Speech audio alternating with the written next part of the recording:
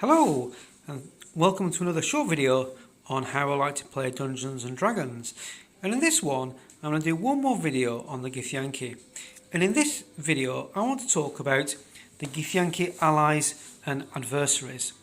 So as I mentioned before, the Githyanki have their own world, which I call the Ice Moon of Githyanki, or the Githyanki Ice Moon. Now for allies, the Githyanki have their own creatures on this moon, which I call cave ettercaps or Githyanki goblins. Now this is just a standard ettercap as described in the Fiend Folio. They also use ice trolls, and they're allied with ice trolls, which again is in the Fiend Folio, and generally with orcs and goblins who also inhabit this moon.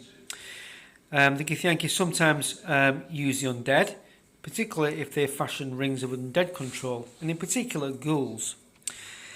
The Githyanki use devil dogs, which again is a monster in the Fiend Folio, but these are trained to hunt down and kill, essentially. The Githyanki have human slaves. The Githyanki often work with lycanthropes, and on the Githyanki Ice Moon there is a particular spider lycanthrope, Githyanki spider lycanthrope. You can imagine how that might work. Mentioning spiders, the Githyanki sometimes work with the drow, but only occasionally, and often they have extreme rivalry with the drow, so that's only an occasional ally. Mind flayers. Now in the book it says that the Githyanki don't get on with mind flayers. There's a constant enmity between mind flayers who are created from mind flayers. All that's, you can use it if you want, but I actually prefer to have the Githyanki strongly allied to mind flayers. The mind flayers often use the Githyanki for the missions and things like that. So the mind flayers and the Githyanki work together. The same can be applied to dragonkind. The Githyanki will often work with red and green dragons in particular.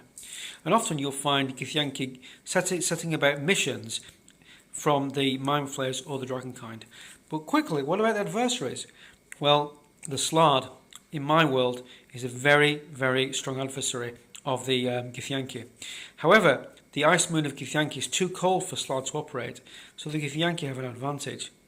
The Githyanki cannot abide dwarves, so there's a strong rivalry between dwarves and Githyanki.